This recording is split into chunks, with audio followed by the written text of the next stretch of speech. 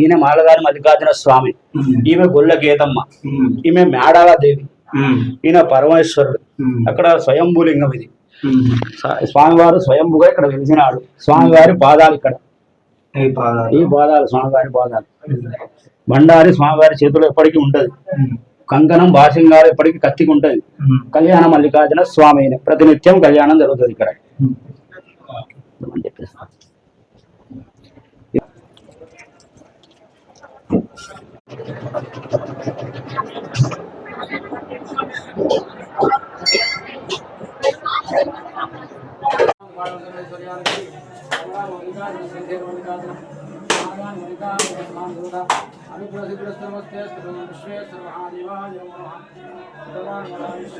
కొండ గుహల్లో అయితే ఉన్నాడు.